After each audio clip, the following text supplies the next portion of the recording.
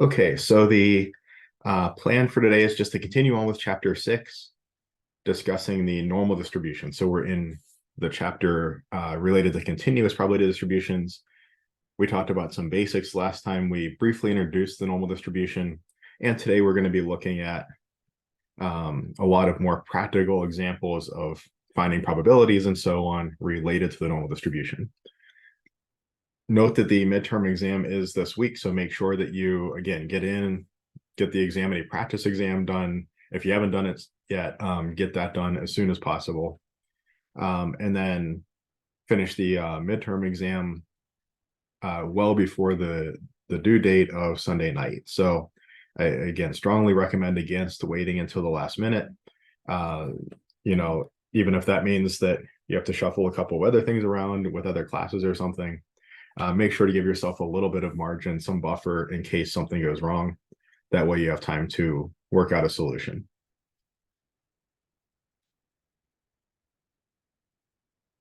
Yeah, the assignments, so somebody asked in chat, I think, whether we have an assignment or that they wish we didn't have an assignment this week. Yeah, I mean, the assignments, are posted weekly. So, like a typical on-campus class, just because there's an exam a certain week doesn't mean that there aren't going to be assignments that week. The course material continues to be covered, so it does make sense to continue with the assignments. Let me actually just really quickly jump into my math lab. And as a side note, it always kind of bugs me whenever these companies change the look of their website in mid-semester. I logged on the other day and it looked completely different, and I thought, oh no, I hope that everything still works, and still seems to be working fine, but made me a little nervous there for a second. Yeah, so the section 6.1, just through the continuous distribution basics, not the standard normal distribution. So just the material that we covered, like up through uniform distribution. That and Bayes' theorem are due this coming Sunday. And then the other homeworks that are up, the second half of 6.1 dealing with normal distribution, and then 6.2 and 6.3 aren't due until after spring break. So, and we covered Bayes' theorem last week. So I think that's a manageable amount of homework. I just wanted to make sure I didn't have the wrong dates on something, but yeah, as we cover the material, the homework sets are due, and that's just to reinforce the material that we cover in class.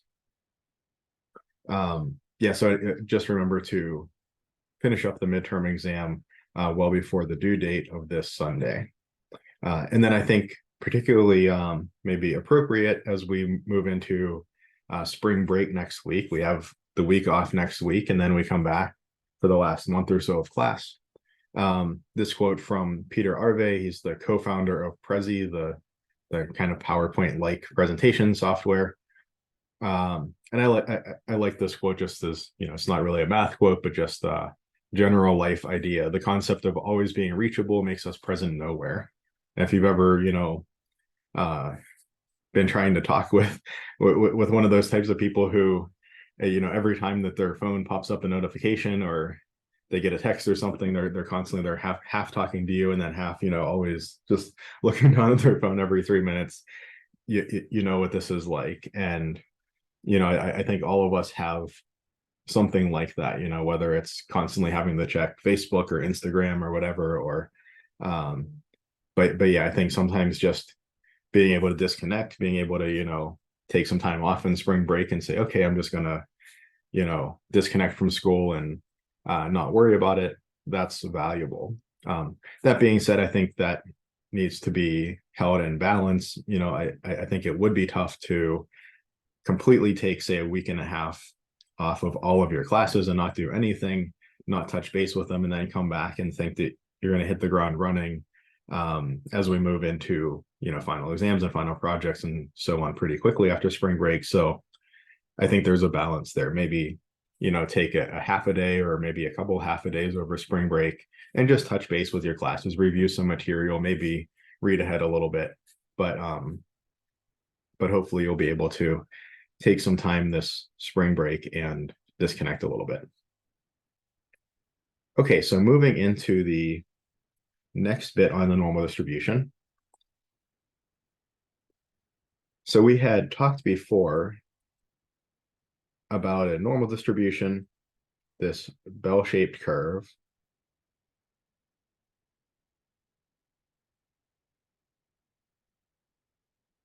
That has mean mu. And these inflection points where we go from being concave up to being concave down and vice versa are one standard deviation away from the mean. In this distribution, we might say that x is normal. We might write n or norm, but the normal distribution comes up so often that we typically just write maybe an n here with some mean and some standard deviation. So this might be the distribution for our random variable x, the probability density function given by that big long thing that's like e to the minus x squared kind of thing.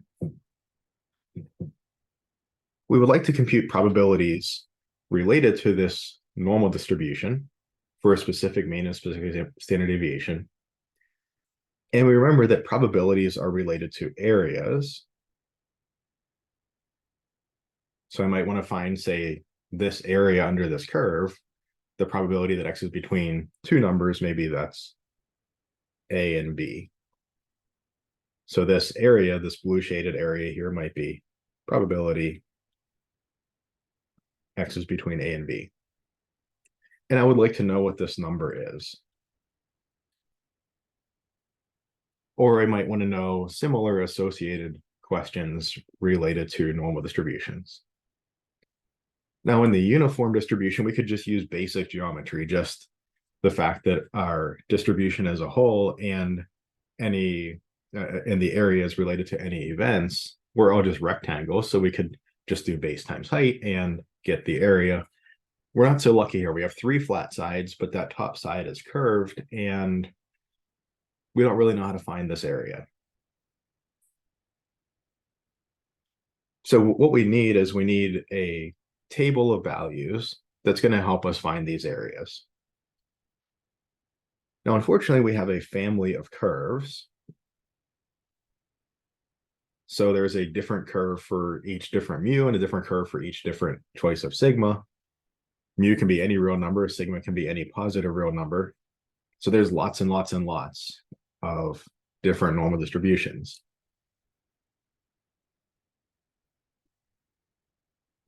But let me get myself a little more room down here. But this curve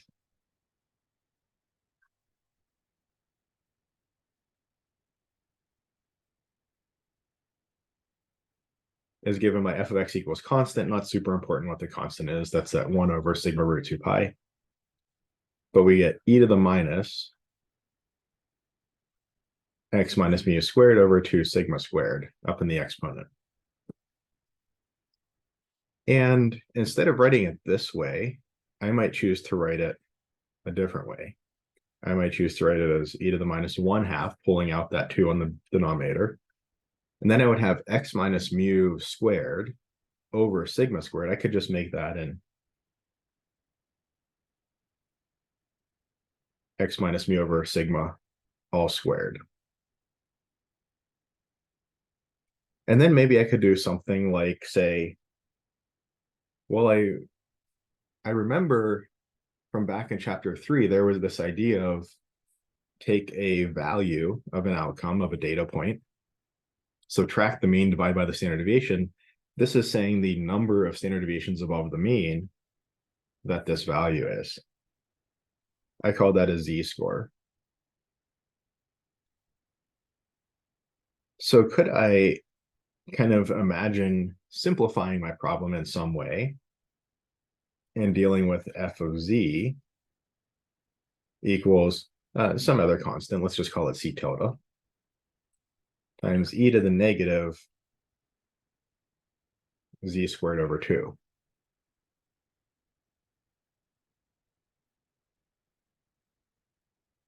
So that would be kind of nice.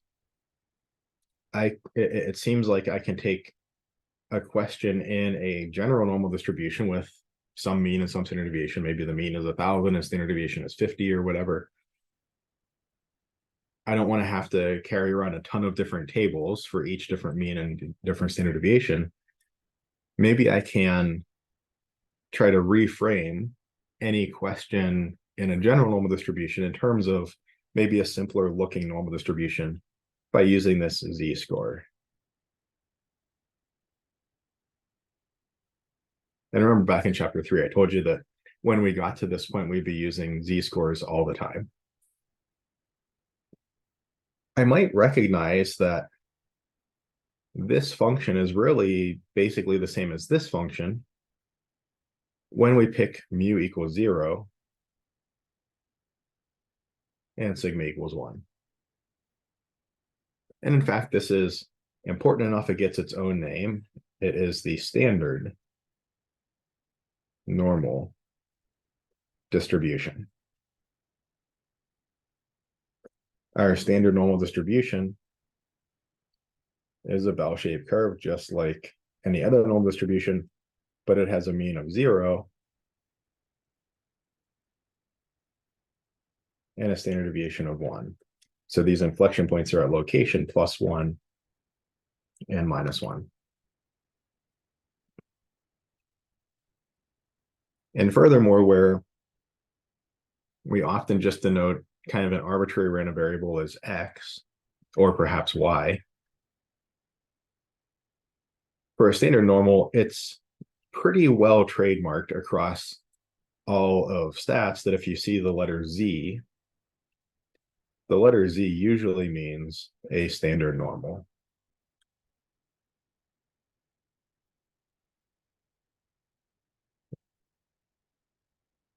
So this is where we're going to start a discussion. We're going to try to find probabilities and such related to standard normal distributions. And then we're going to try to use that understanding to find probabilities related, or probabilities in related ideas related to general normal distributions, where we have a normal distribution with a mean and standard deviation that are not 0 and 1 respectively. So that is our plan for today. So I'm going to pop a PDF into chat. This should also be up on Blackboard. I'll check after class and just make sure everything is up to date on Blackboard, but the chapter 6 material folder should have this included in it, this standard normal table. And it's also, of course, in your book, and it's in the ebook, and lots of places to find it. But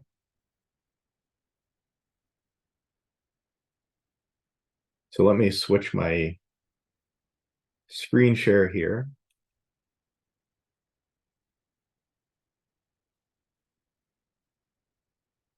And so this standard normal table looks like this. There are 2 pages. There's a first page for negative z-scores and a second page for positive z-scores.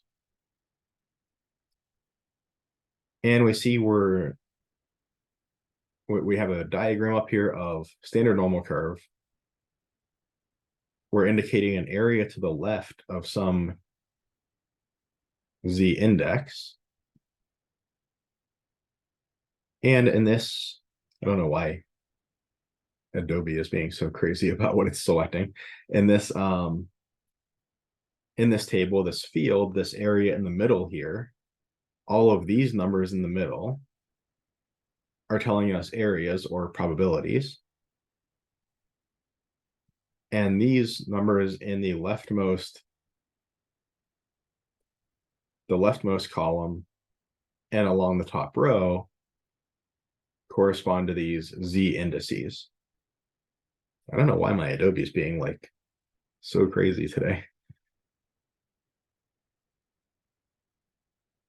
So let's try to find some probabilities.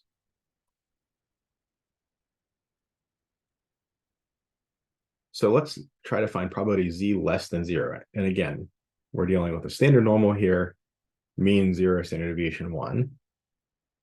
Anytime we're trying to find a probability of a continuous distribution, I'm going to draw a picture that just helps keep everything straight. Here's my z distribution, my standard normal distribution, mean 0, standard deviation 1. I want to know the probability z less than 0. So I want to know the area to the left of 0.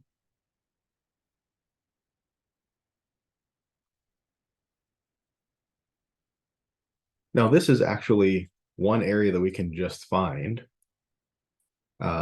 just based on our understanding of the distribution. We know the distribution is symmetric about its mean of 0.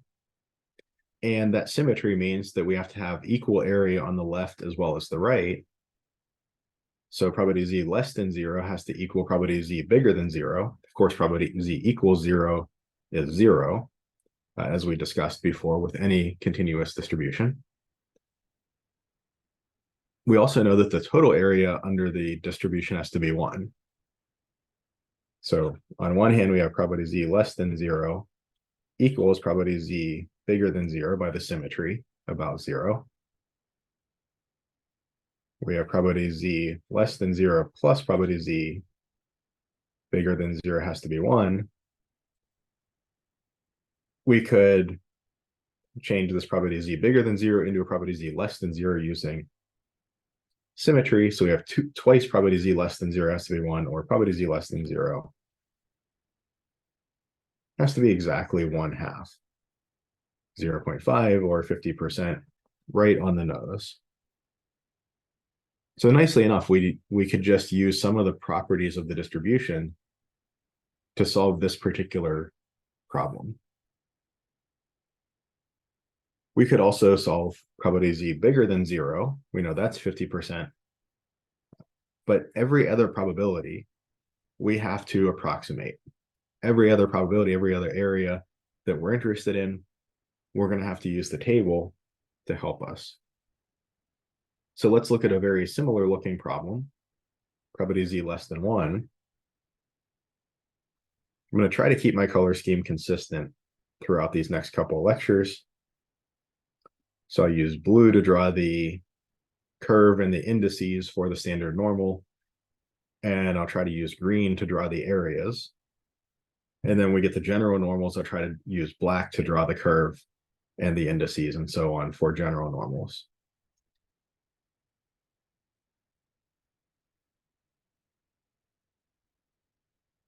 So here's my standard normal curve. Here I want probability z less than 1. So I want the area to the left of 1 on the index here.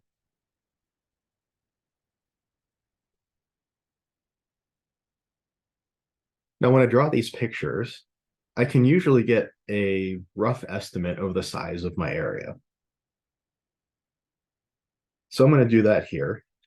In particular, I'm going to say whether I think it's bigger than 50% or less than 50%. This might seem like a very coarse estimate, like a kind of silly thing to do right now. But I think later on we'll maybe appreciate this check a little bit more on some of the future problems. I know the area to the left of 0 is 50%. The area to the left of 1 has all of the area to the left of 0 plus some extra. So this has to be bigger than 50%. I'm just making a mental note, just as a reasonability check. When I get an answer at the end, if the answer at the end that I get is less than 50% and I expected one bigger than 50%, something went wrong. I should go back and check both my initial estimate and my work to get the answer. So I expect a number bigger than 50%. How can I get this? I need the area to the left of 1 on a standard normal distribution. Oh, let me just close that. Well, if I go to my standard normal table,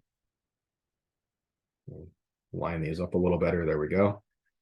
I'm looking for a picture that looks kind of like this. I notice on my negative z-scores side of my first page, this picture is showing an area that's strictly to the left of 0. But I have an area that is to the left of 0, but also a bit to the right of 0. If I scroll down to my positive z-scores page, this picture looks a lot more in line with the one that I've drawn over here. Okay, so how do I use this table? Well, I'm looking for probability z less than 1. And if I wanted to be a little more specific, I could say that's the probability z less than 1.00. In other words, accurate to the tenths place is 1.0, and then my hundredths place is 0.00. So it's like 1.0 plus 0.00, 1.0 plus 0 hundredths. So my z index is 1.0. That's what I find going down my leftmost column. I find the z index accurate to the tenths place. I'm looking for 1.0 for the tenths, and that's right there. That's telling me that the probability that I'm interested in finding is going to be somewhere in this row. Which number in this row should I pick? I should pick the one that is associated with how many hundredths I have, 0.00. I should pick the one that's associated with this first column here. So I'm looking for 1.0 for the tenths, 0.00 for the hundredths. I think that's this number 0.8413 here. So again, the indices, the numbers along the z-axis here, like the 0, 1, etc., those are in the leftmost column and the top row.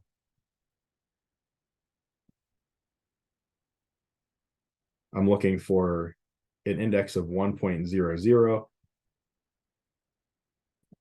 And when I find the number in the field in the middle of the table corresponding to that index of 1.00, that number represents an area. It represents a probability. Our table is giving us areas to the left. So this gives me the area to the left of 1.00 under the standard normal curve is 0.8413. I'm asking for an area to the left. That seems good.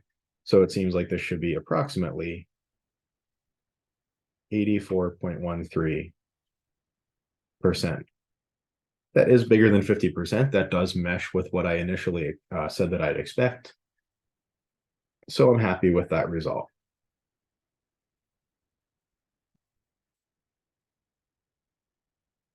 Now, one quick question we might be interested in asking is, well, if we remember back at the end of chapter 3, I had the empirical normal rule. And that said that if my data set is roughly bell-shaped, in other words, if my data is approximately normally distributed, we could say it that way, then I should follow this 68, 95, 99.7 rule. Could I use that rule to help me find this area up here? Maybe a little less precisely as using the table, but could I have found this a different way, at least approximately? And let's look at that. I'm going to use red here because this is just a different idea. So I have my standard normal curve, which I've drawn a little too far to the left. Let me just redraw it a little further to the right.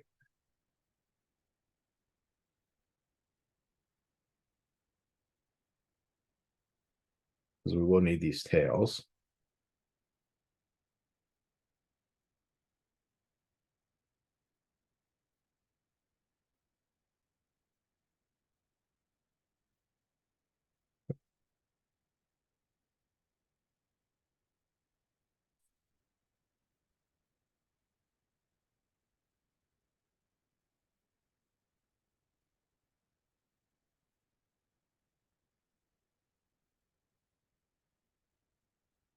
So my empirical normal rule said that if my data set is approximately normally distributed, which of course, if I have a completely normally distributed population, that's certainly true, then I would expect 68% of my data points, or 68% probability of being within one standard deviation of the mean. I would expect this area to be about 68%. the area between -1 and +1. But that's also a symmetric area. That should give me 34% area between 0 and +1, and 34% area between -1 and 0. So this came from my empirical normal rule at the end of chapter 3, the 68, 95, 99.7 rule. So then what's the area to the left of +1? Well, it's the area to the left of 0. This whole area is 50% plus the area between 0 and 1, which is about 34%. If I add those together, I get about 84%, right in line with what I found from the table. I get a little more accuracy, a couple of more decimal places of accuracy from the table, but I could use my empirical normal rule here, and I see that everything meshes together really nicely.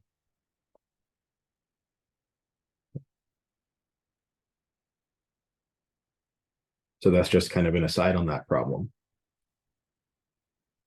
Let's try to find probability z less than -2. We actually could use the empirical normal rule for this one as well, and maybe as an exercise, go through that. Try to make an argument kind of similar to this one, using that empirical normal rule and symmetry and so on. Make an argument for what this area should approximately be. See if you get something that's kind of in line with what we find from the table. Move this off to the side a bit. I'm trying to keep this table big enough that you can actually see all of these little small numbers on your side. But if you're having trouble seeing these numbers, then definitely, if you bring it up on your own screen, or if you open your book or whatever, or either on a tablet or physical book, that might make it easier to see too. As kind of an aside, if you just Google standard normal distribution table, the tables are sometimes set up differently. Some publishers will choose to give you an area to the right. Some will choose to give you an area between like 0 and a number and a positive number. So different tables are set up a little differently. Some will give you more or less accuracy, like we have 4 decimal places of accuracy here. Some will give you 5, some will give you like 2 or 3. So they're all set up a little bit differently. So I would recommend using the Triola one, just so there's consistency between what I'm looking up in class and how I'm using the table, and then how you would use it. So I would recommend using this table and not just kind of Googling one. Okay, so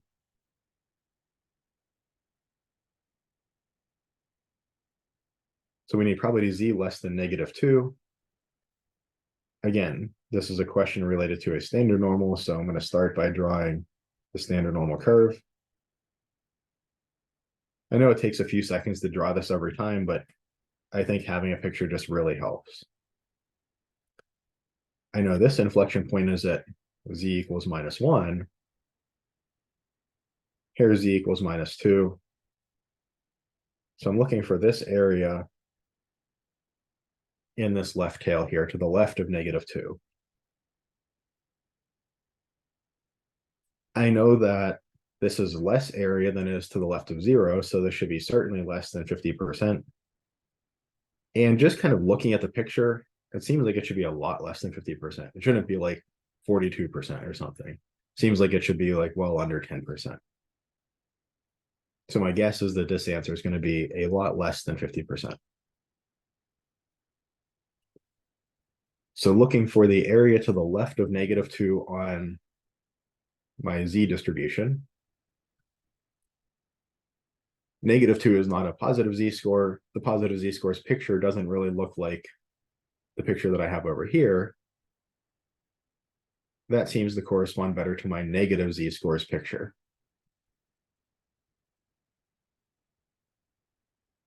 I note that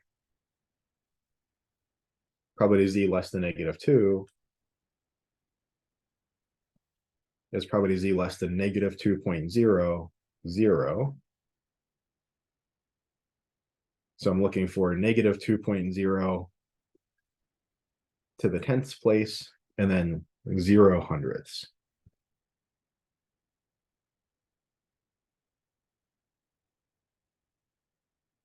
So my negative 2.0 tenths place tells me that my answer is going to be in this row. My 0 hundredths tells me my answer is going to be in this column. So I'm looking for the intersection of this row with this column, and that seems to be this 0.0228 number here. So I think this is going to be approximately 2.28%. That is much less than 50%. That's what we expect. So that makes sense with what I initially expected. And I'm comfortable going with that answer. Again, as an exercise, try to see if you can get a number close to 2.3 or somewhere in that ballpark by looking at the empirical normal rule, making a similar kind of symmetry argument based on being 2 standard deviations away from the mean.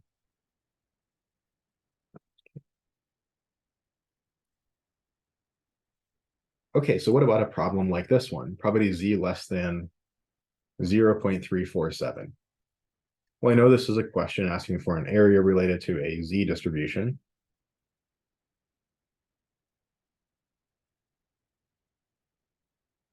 So I'll start by drawing my picture. Positive 0.347, that's somewhere between 0 and 1. And I know I'm looking for the area to the left of that.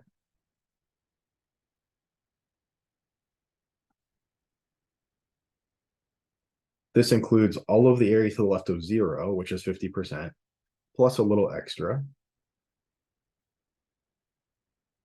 So I'm expecting my answer to be bigger than 50%, but only a little bigger, right? Maybe 55%, maybe 60, 65%. I certainly wouldn't expect 90 or 95%, just a little bigger than 50%.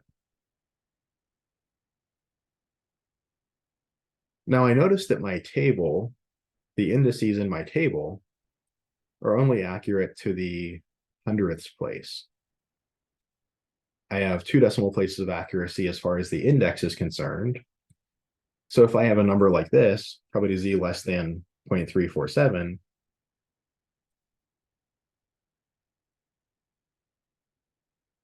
I have to round 2 decimal places.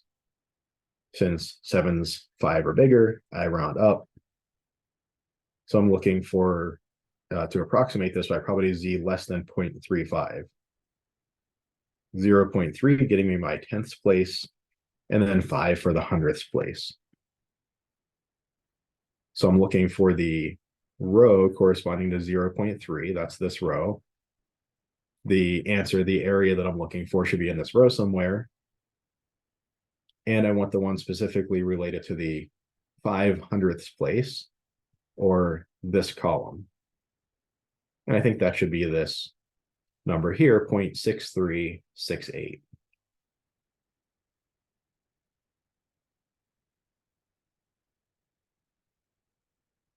And so far, I've been kind of careful about writing approximately equals whenever things are approximate, or keeping it as a regular equals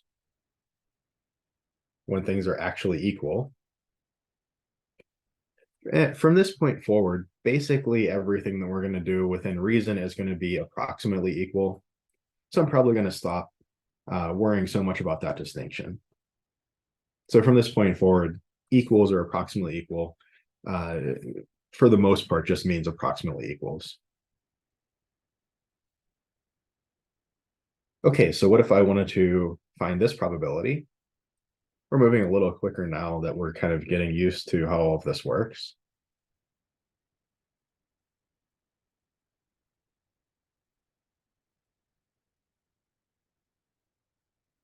So I know that -1 is at that inflection point, and I'm looking for probability z less than -1.2 or so.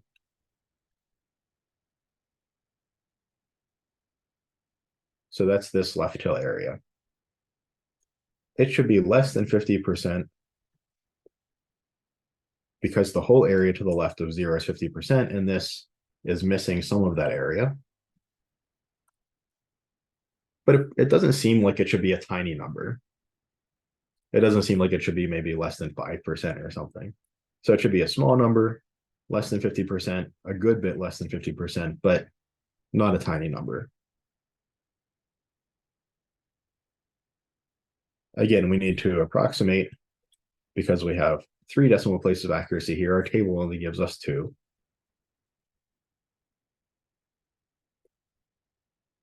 So we'll look up the probability z less than negative 1.22. My tenths place is negative 1.2 with 2/100ths. So I come back up to my negative z-scores because that's where my negative tenths places are. Looking for negative 1.2. I have to scroll down a little bit. So I'm looking in this row. And I think I can get this on the same screen, but unfortunately my little bar at the bottom here kind of covers up the row I need, so we'll have to work around that just a little bit. I have negative 1.2 tenths, which indicates the row that I have highlighted. And then I have 2/100ths, which says I want to be in this column.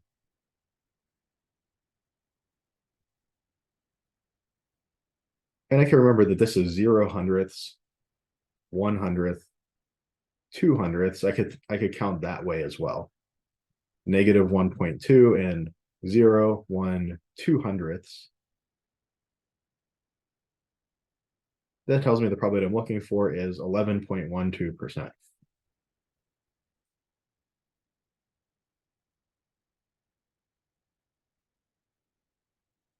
So again, a number that's substantially less than 50%, but not a tiny, tiny number. That's in the ballpark of what we expected. It makes sense. So we're happy with this answer. Any questions so far?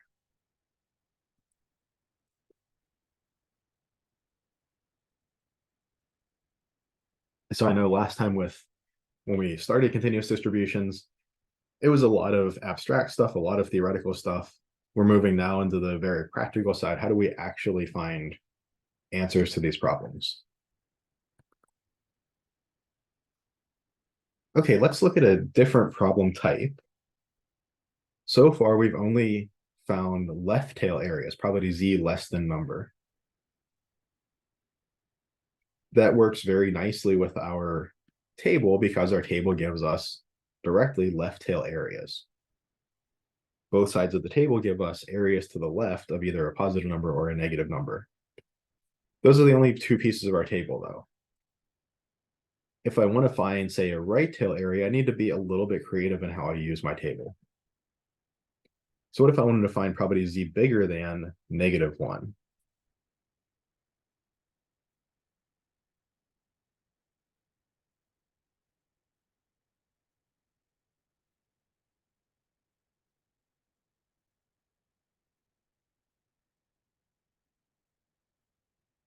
Again, this is one we could actually find with the empirical normal rule.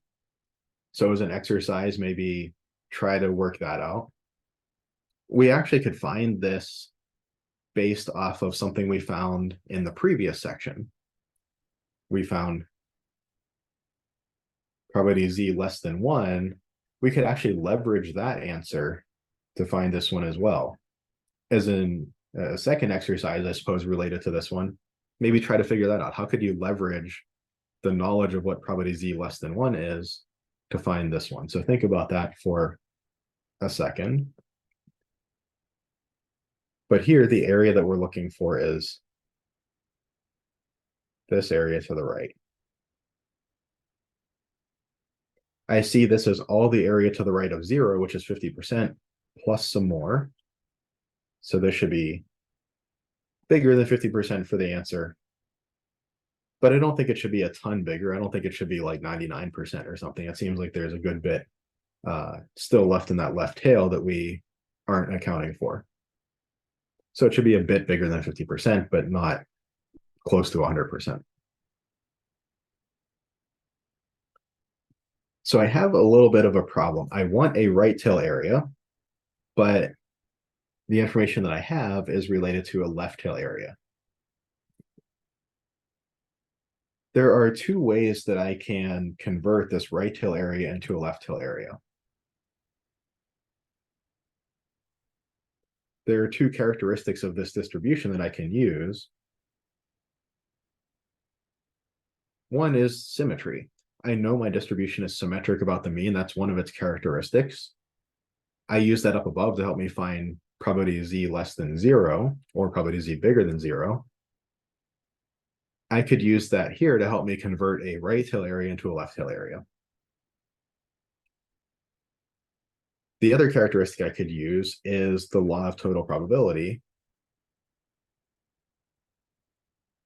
that the total probability is 1, or the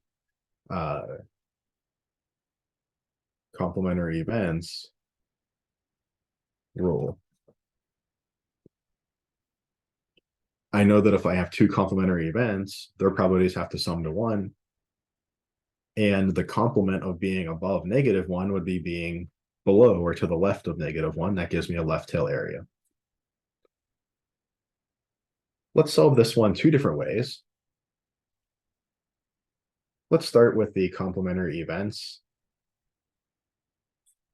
method.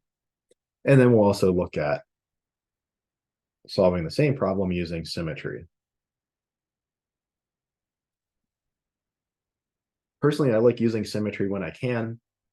I think there are, costs and benefits to each of the two strategies, but if it's a toss-up, I would typically go with symmetry. There's an interesting kind of saying in applied math. I forget who said it, but it's something along the lines of, when there's a fundamental symmetry in a problem and you respect that symmetry in your calculations, you often get rewarded. It often makes the calculations easier by using symmetry. Of course, when there's symmetry in the problem.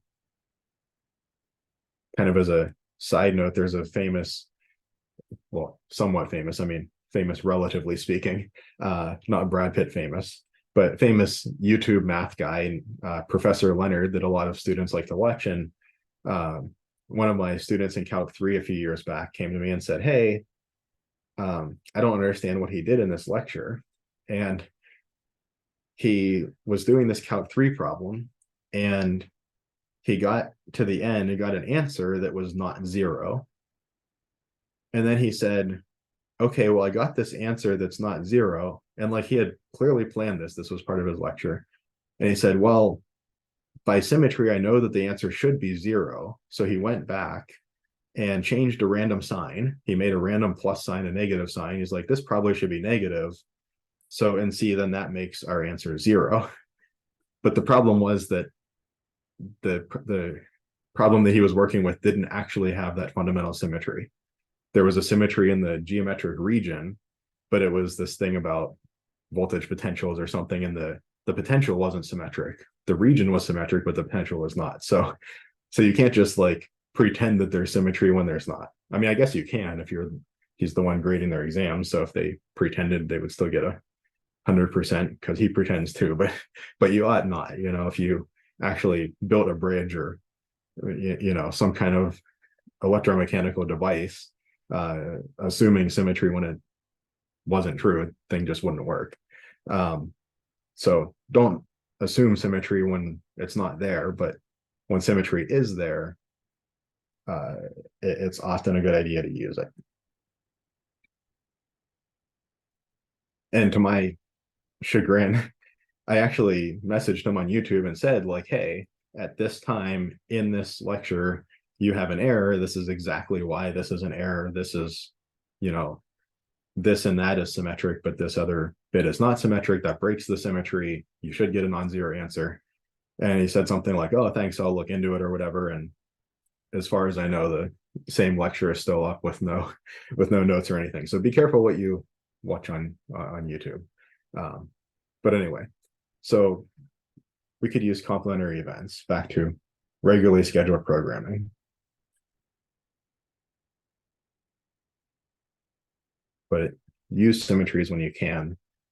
It often rewards you. I need to take this right tail area and convert it to a left tail area. I need to take probability z bigger than -1 and somehow turn it into probability z less than something. Well, I know that this is an event, right? Z, a randomly chosen outcome from the standard normal distribution, being bigger than -1, that's an event. If I pluck a random Z out and it's 0 or 2 or 5 or 10, then that satisfies the event. If it's -3, then it does not satisfy the event. I could think of this as 1 minus the probability of the complement, Z less than -1.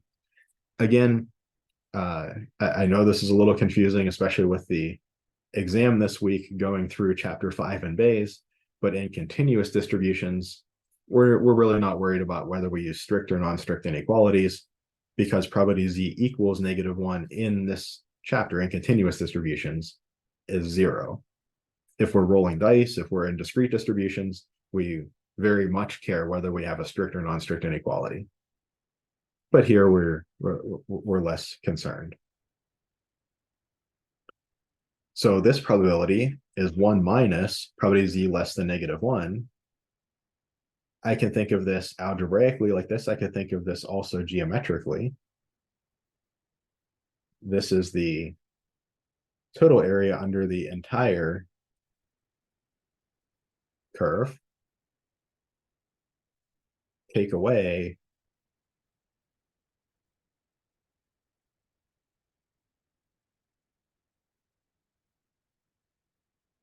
the area to the left of -1. So I could construct this area by taking the whole area under the whole curve and then cutting off this left tail to the left of -1. You can imagine, if you had a piece of paper that was this bell curve, and then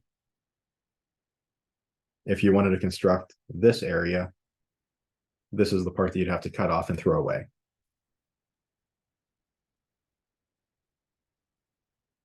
I know this should be bigger than 50%. When I look up probability Z less than -1, so I want the area to the left now of -1, -1.00. This gives me 0.1587.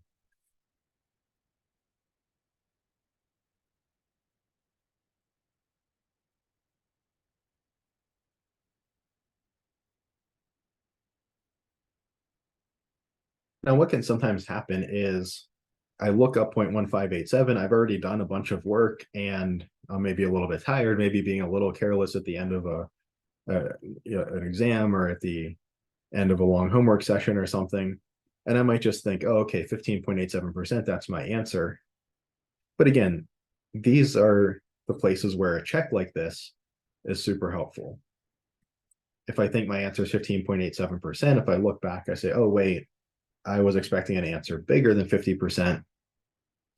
I forgot to do the 1 minus, right? So these complementary events can sometimes, if I were to think that this was the answer and forgot about the 1 minus, that could trip me up. But with that checking whether it's roughly the right size, that shows me that, oh, I still need one more detail here.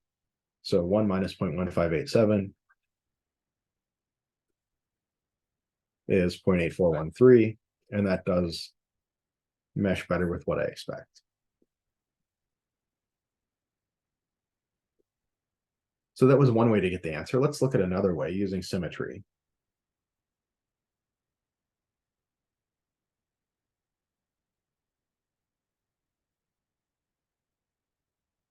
Again, I'm looking for the area to the right of -1. Probability Z bigger than -1. And I remember that my distribution is symmetric about its mean 0. If I flip this entire picture about 0, what does that tell me? Or what does that turn into?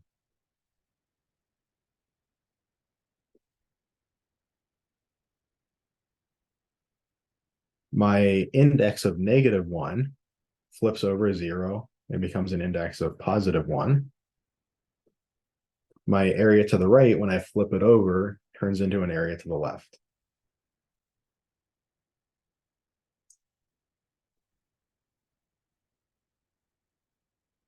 Or in other words, probability z bigger than -1 equals probability z less than +1.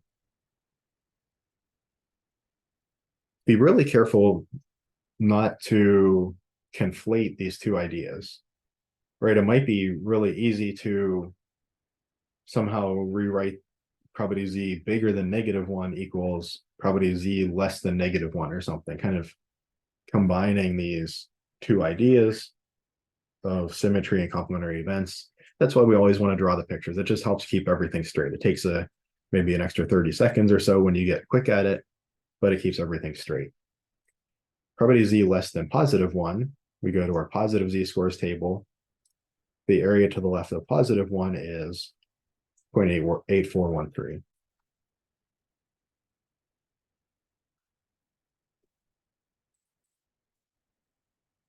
And again, that's bigger than 50% like we expected. Looks good. So using symmetry gets us the answer, I think, maybe a little bit quicker. We don't have to do this one extra step with the 1 minus. But there are certainly some times that we'd want to use complementary events where that would be the easier way to go as well.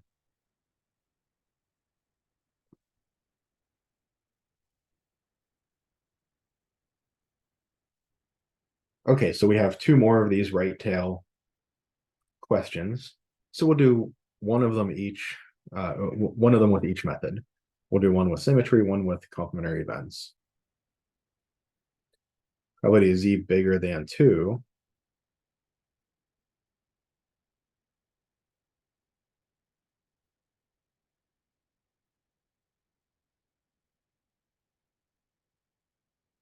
So this area is pretty far over here in the right tail. This should be certainly less than 50%, but it seems like it should be a lot less. Kind of two less thans here. My answer is I expect to be a pretty small number, 10%, 5%, something like that, maybe even smaller. So a lot less than 50% is what I'm looking for my answer.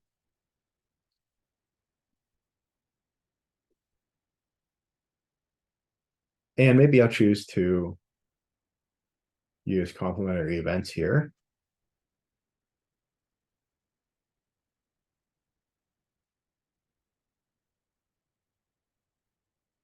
So I'll choose to write probability z bigger than 2 equals 1, the total area under the normal distribution, minus what would I have to take away from the whole distribution to create this right tail area.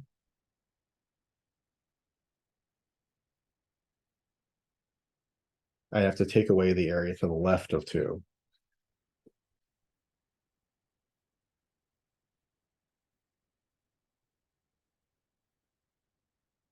So probability z bigger than 2 is 1 minus probability z less than 2. The area to the left of an index of 2 or 2.00 is 0.9772.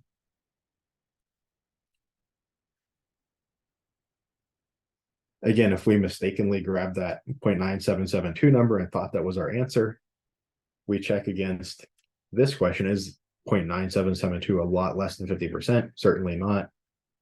Okay, we realize we need to subtract from 1.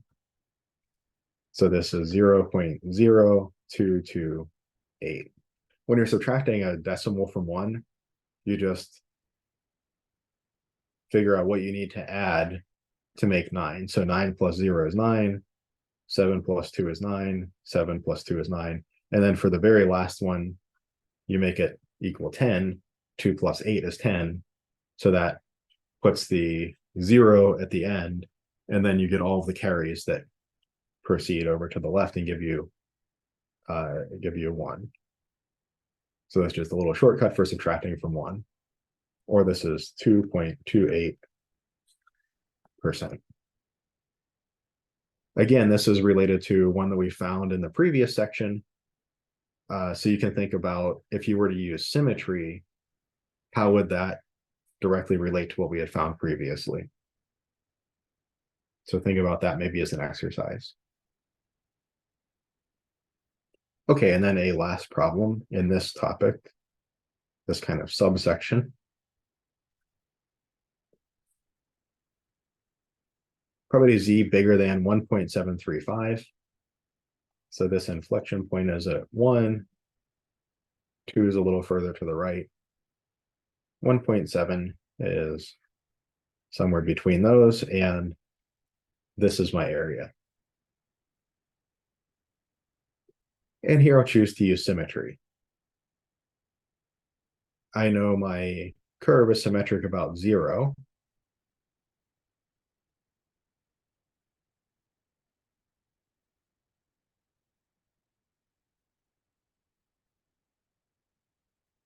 So if I flip everything around 0, my curve stays the same. My 0 point stays the same. Plus, what was that? 1.735.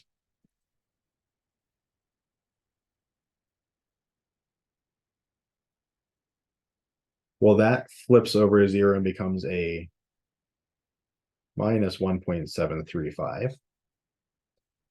And my area to the right, when I flip it over, becomes an area to the left.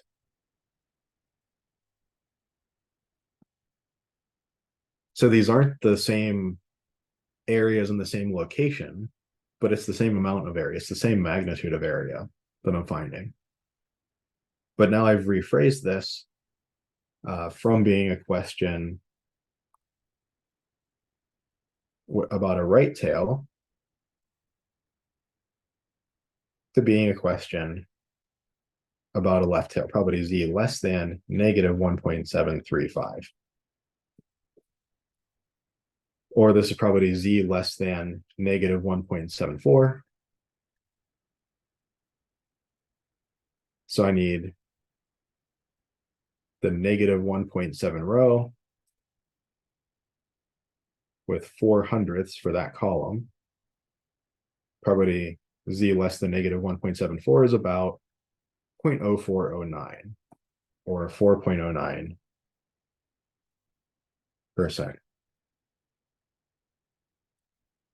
Does that mesh with what I expect from this area? This area should be a lot less than 50%. Yeah, that looks good. I'm happy with that answer, 4.09%. Any questions? I see there's something in the chat. Oh, yeah, so somebody asked a question in the chat. How should you write the answers in the homework, as percents, as decimals? Pay close attention to the statement in the prop. Pay close attention to the problem statement. Usually there's something at the end that will say like, enter your answer as a decimal rounded to 3 decimal places or something like that. My stat lab is kind of picky about how you round. If you are getting an answer marked wrong, but you think that you have the idea right, shoot me an email and I can look and see if is it just like a rounding error that you're making, or is there an actual misunderstanding of the stats? So, but yeah, pay close attention to the instructions in the problem, and that should make it clear how they want the answer presented. Sometimes, sometimes the problem will look like, it'll give you a text box and maybe a percent sign like hard coded in afterwards, and it'll say enter your answer as a percent rounded to the nearest whole number or something, and there they might want you to answer 50 or something like that, where other times they might say enter your answer as a decimal rounded to 3 decimal places, like something like that. And sometimes it's not, sometimes it's a bit less picky about rounding, so it just all depends on the problem. Just pay attention to the problem statement. As far as practically speaking, typically if you have 3 sig figs, in my mind, for almost all applications, that's that's certainly good enough. So 3 significant digits is like good enough for almost any reasonable application. But as far as my stat lab, pay attention to the problem statement and just make sure that you do what it asks. Okay, so any other questions? All right. So moving to the next couple of questions here. Here we have some examples of where we want to know the probability that z ends up in a range, not just to the left or to the right, not infinitely long areas, but stuck between two numbers.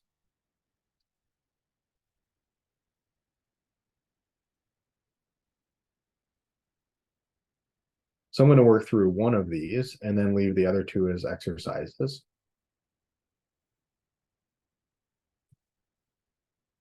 So I'll pick the middle one, probability z between -2 and +2.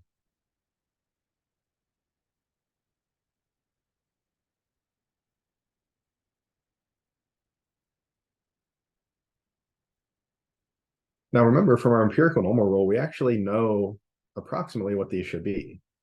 About 68% probability of being within one standard deviation of the mean, about 95% for two standard deviations, so that's about the number I'm expecting here, and 99.7%. So we'll go through the second one and expect to get an answer roughly 95%. As an exercise, maybe go through the first and the third and see if you get answers close to 68% and 99.7%. So that would verify that empirical normal rule that we mentioned in chapter 3, and I said that we would push the proof off until later in the course. Well, here's where we have the tools to go through that proof. So here, I note that I have a symmetric distribution. I also have a symmetric interval, -2 to +2. If I really wanted to, I could actually use that symmetry, and that might be helpful for me. But I don't always have a symmetric interval, right? I'm like, my next problem is going to be finding the probability z is between -0.35 and +1.24. So just because using symmetry here doesn't really generalize very well to these kind of problems, I'm gonna go against my recommendation, which I rarely do, my previous recommendation of using symmetry when we can, and I'm gonna opt for something that's more generalizable. We're gonna use something along the lines of complementary events here. It's not exactly going to be complementary events though, so but kind of in the vein of complementary events, where we say I have an area that I want to know something about, but that doesn't mesh with the information I have. How do I construct that area from areas that I do know something about, or at least can easily find? We're going to follow in that same vein. I have an area between two numbers. My table doesn't help me at all there. I need to use areas to the left. Well, if I look at the area to the left of 2,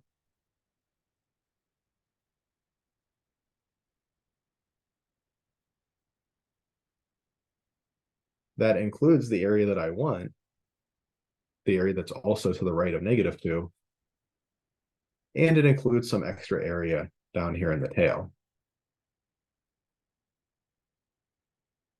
But I at least have a start, right? The area to the left of 2 and to the right of -2, I'm starting with the area to the left of 2. That does include all of the area that I want to find, but it has some extra area. So I got to get rid of the extra area that I don't want to be included.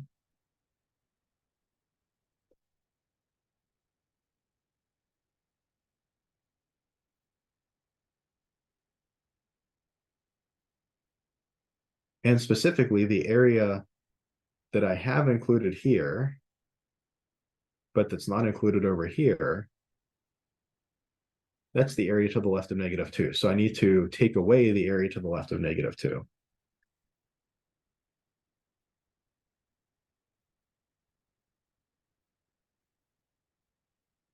Or in other words, probability z is between -2 and +2 is equal to probability that z is less than +2, the area to the left of 2, that includes all the area that I want, plus some extra area in the left tail that I don't want.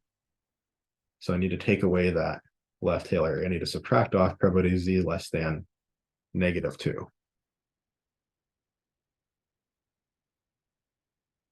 I now have two probabilities to find instead of one, but these are both probabilities I can just look up on my table.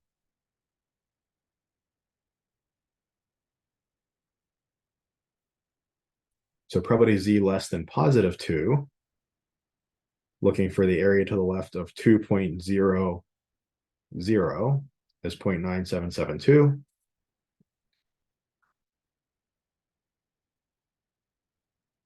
Then subtract off probability z less than -2,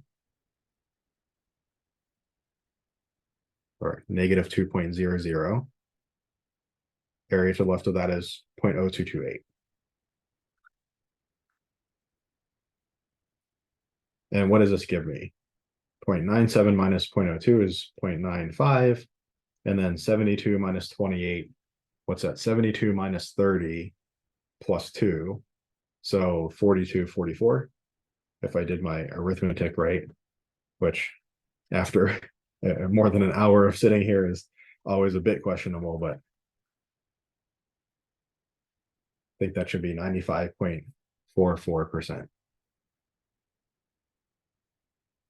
That is what we'd expect from the empirical normal rule, about 95%. And that does also mesh with our picture. When we're looking for area between two numbers, specifically when those two numbers straddle 0, it can be difficult to get a really good idea of whether our answer is going to be bigger than 50%, less than 50%. So it's a little harder to get an estimate in those cases. But often we can come up with a ballpark of, should this be a big number? Should it be a small number? And in this case, it kind of roughly looks like it covers a bunch of the distribution. If I got 70%, that might not be suspicious to me, but if I got 20%, that would be pretty suspicious. But this looks good. It checks out with our empirical normal rule and with the picture.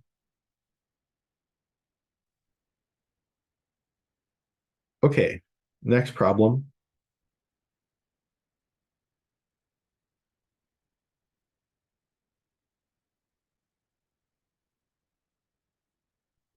Probability z is between -0.35 and +1.24. So here's 1 at the inflection point, 1.24 a little bit to the right. Here's -1, -0.35 is maybe something like that. And the area between them, this area. And again, it's a little hard to tell how big this area should be. I know this area is bigger than the area between z equals 0 and z equals 1. And what did I say up above? I said that was, well, 68% between -1 and +1, but with the symmetry, that's 34%. So this should be bigger than 34, 35%. And possibly by, a non-trivial margin, but it also shouldn't be like bigger than 90%. So in the back of my mind, I just have that idea that, okay, I have kind of a ballpark in which I'm looking for something a bit bigger than 35 or 40%, something like that. Again, how can I construct this area using, oops, that was a little wonky. How can I construct this area using areas to the left?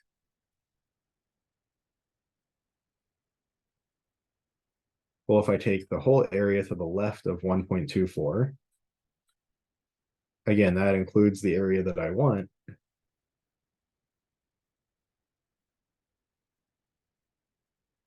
But it also includes a bunch of area to the left of -0.35 that I don't want.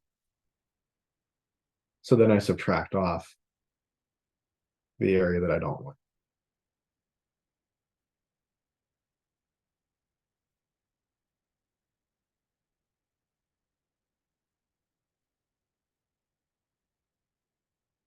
Or I can say the probability z is between negative 0.35 and positive 1.24 is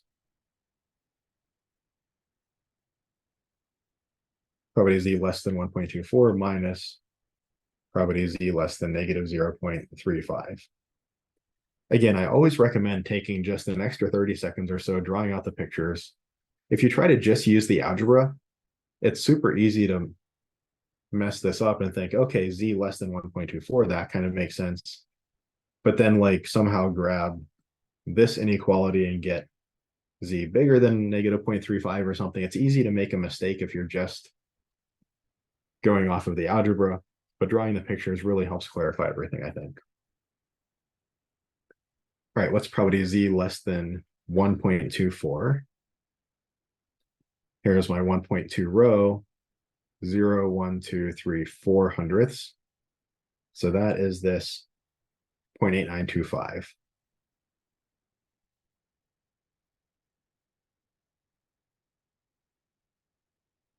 And what's probability z less than negative 0.35?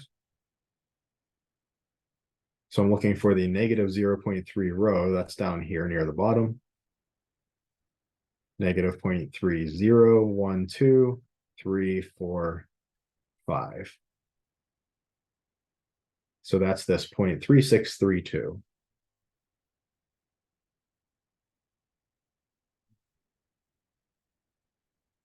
And I will bring up the calculator for this because I'll probably mess this up if I do it near the end of class. 0.8925 minus 0.3632 gives me 52.93%.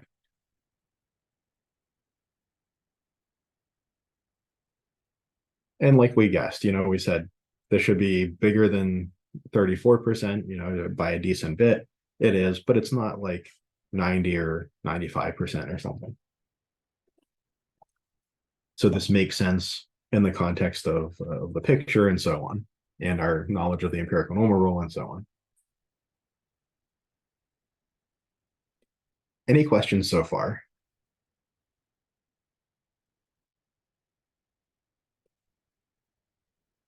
Okay, so let's look at another few problems. These problems fall into a category that we might call inverse problems. So across a lot of math, there are what you might think of as like forward problems and then inverse problems. So things like, plugging a number into an algebraic expression maybe as a forward problem, solving an equation for a variable, figuring out what number you should plug in to get the result that you want is maybe an inverse problem. So in these inverse problems, we're kind of doing things backwards of the maybe like standard or the easy way of doing things. So here what I'm giving you is I'm saying I want a left tail area, probability z less than k. I want a left tail area of 0.05 of 5%. What should the z index be? So given an area, find a z index. Before we said, given a z index or z indices, find the area. Now we're saying, given a desired area, what should the index be? So let's take a look at this first example. So here I have, again, still working with the standard normal.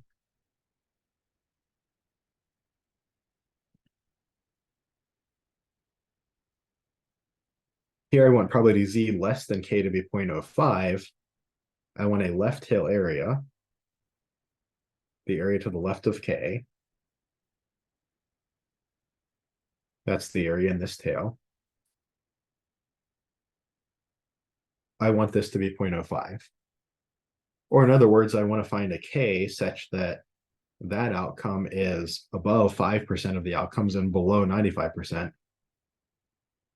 In other words, k is just the 5th percentile of this distribution. So we could equivalently have said find the 5th percentile of Z. That's exactly the same problem that we're solving. We pretty clearly see that K is less than 0, so that's going to be a check. Similar to like our area bigger than 50% or less than 50%, we know that K has to be less than 0 because the area to the left has to be less than 50%. So when we get our answer K at the end, we're going to check against this this criterion, is it less than 0? All right, so I want to find an index with a left tail area of 0.05. Can I use my table for that? I think I'm going to be on my negative z-scores table because that matches my picture. And also I know that the K, the index I'm looking for, is negative. But now I'm looking for an area of 0.05 or 5% and trying to find an index. In other words, I'm searching the middle of the table to match the desired area, 0.05. Once I find a desired area, then I go out to the edges of the table to figure out what its corresponding index is. Okay, so where is 0.05? I need to be careful and not accidentally grab like 0.005 or something. But I noticed that 0.05 area falls kind of right in between these two areas, 0.0505 and 0.0495.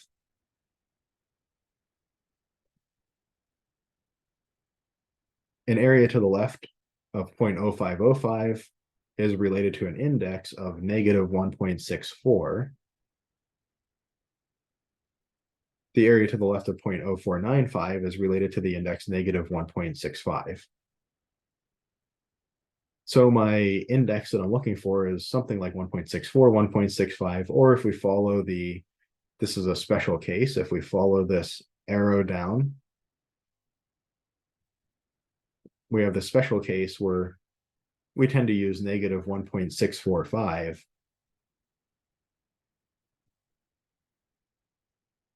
That yields an answer a bit closer to the area that we desire. This is an area that we're quite often interested in finding, the 5th percentile, which we'll see later on in chapter 7 and 8. We're looking for this number all the time. And we'll use negative 1.645 for that. And maybe I should do this in blue to stay consistent. Negative 1.645.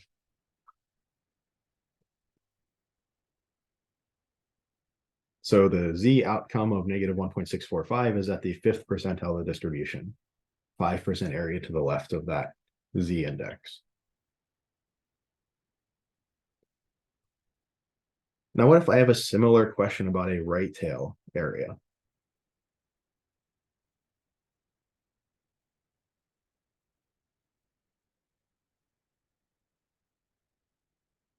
What if I say I want you to find the index M such that probability Z bigger than M, such that the area to the right of M under Z is 0.35.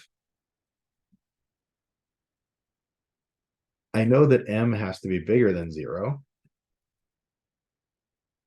because the area to the right is less than 50%. So M has to be bigger than 0. If M was equal to 0, the area to the right would be 50%. That's too much area. We've got to go a little further to the right of 0.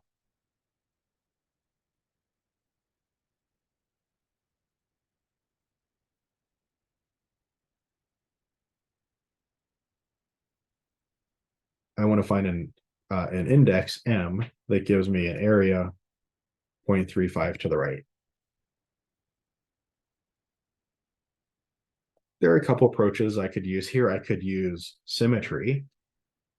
I could say an area to the right of M of 0.35 corresponds to an area to the left of negative M of 0.35.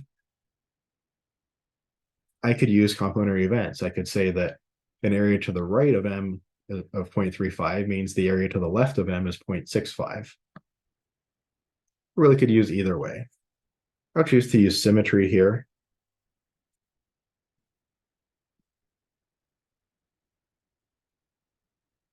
So I can reframe this problem. I can flip everything about 0. 0 stays in place, the curve stays the same. M becomes negative M. So when I look up my index off the table, I'll have to remember that I'm finding negative M and then switch the sign. And my right tail area flips over to a left tail area. The size of the area is still 0.35. The size of the area doesn't change, just the location of that area changes to a left tail. So negative M is the 35th percentile of the distribution. I know M is a positive number, as I mentioned here. So negative M is a negative number. I'm going to look on the negative z-scores side of the table. And I'm looking in the field in the middle here where the areas, the probabilities are. I'm looking for one that is 0.35 approximately. And if I keep working my way down, I see that I get 0.35 ends up right in between these two, in between 0.3483 and 0.3520. I noticed that 0.3483 is 17 10,000ths away from 0.35. 0.3520 is 20 10,000ths, a little further away. I will opt for the 0.3483. It's a bit closer to 0.35. This area to the left of 0.3483 corresponds to a z-index of negative 0.39.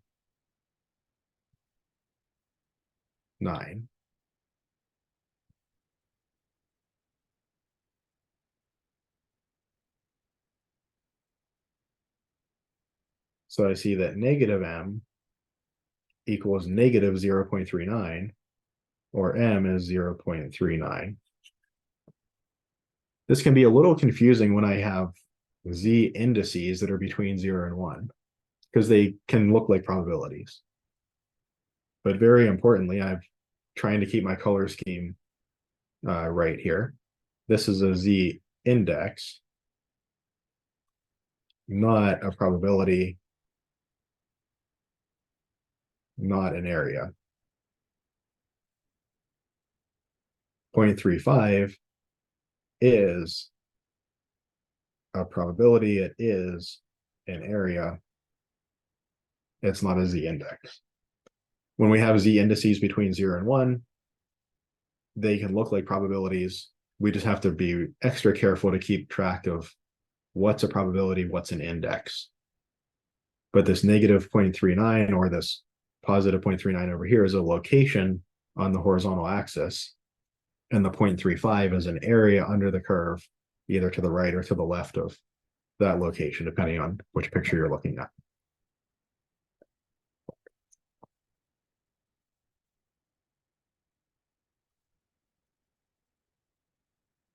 Okay, and then lastly, let's look at this example. If I just said, give me two numbers such that the area between them is 0.95, that would be an ill-defined problem, an ill-posed problem. I could imagine,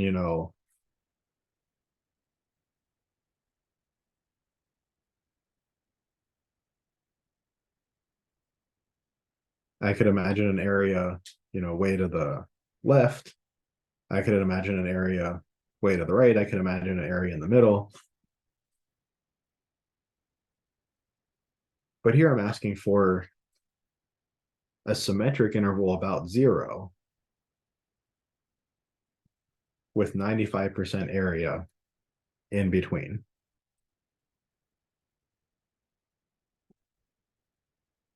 So I'm looking for a number n. And here we'll take n bigger than 0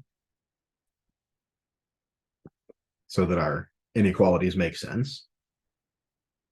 So I'm looking for a number n such that the area between negative n and positive n under z is 0.95. This is clearly a well-posed problem. If I move n a little further to the right, that moves negative n a little further to the left. I should get a unique solution. I know if I pick n really small, I'm going to have an area much smaller than 0.95. And if I pick n really big, it's going to be an area close to 100%. So there should be just a perfect n that I can choose that gives me 95% area in between negative n and positive n. Now, there are quite a few ways that I could think about this problem. I could maybe try to use symmetry. I could maybe try to use something like the idea of complementary events or constructing a left tail area. And I think I'm actually going to use maybe both of those ideas. I noticed that my interval is symmetric and my distribution is symmetric. But that means that my tails are also symmetric. The sizes of this tail and this tail area have to be the same. So if I've used up 95% of the area already, that leaves a total of 5% area to split between the two tails, and it has to split evenly given the symmetry.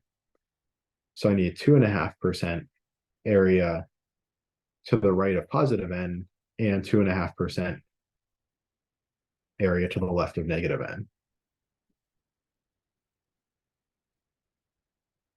What I would like to do is to try to reduce this more complicated problem to a previous problem that I've already solved, maybe something like this, or maybe something like this.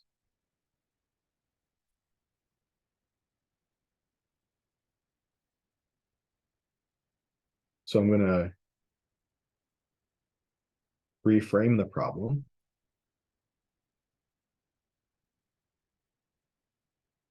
If I just have positive n to deal with, what's the area to the left of n? Maybe I'll draw this area in black just to make it look a little different than the green area over here.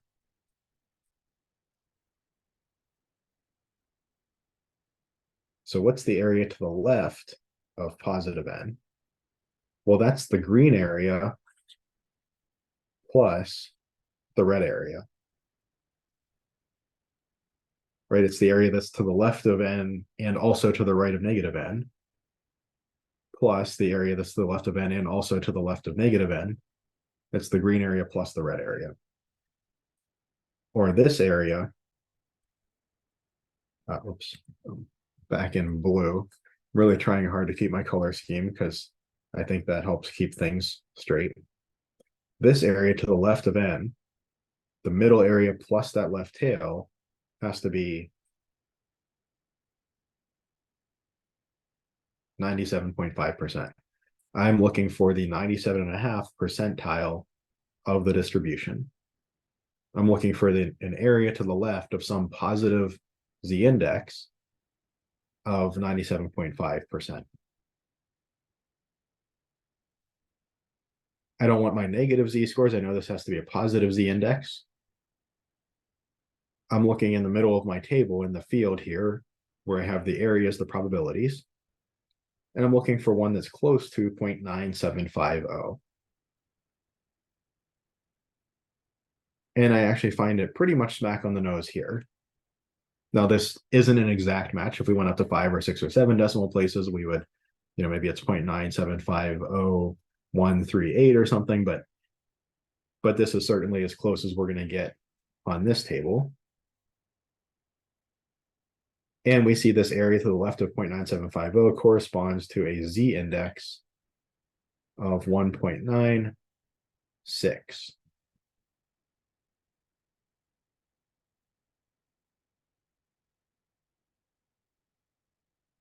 So the z-index of 1.96 is at the 97.5 percentile of the standard normal distribution,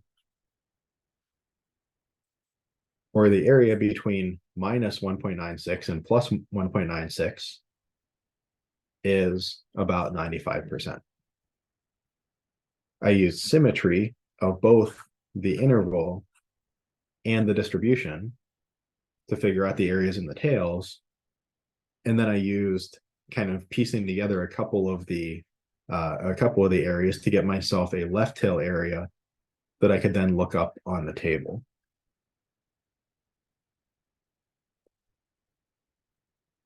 Are there any questions on any of this so far?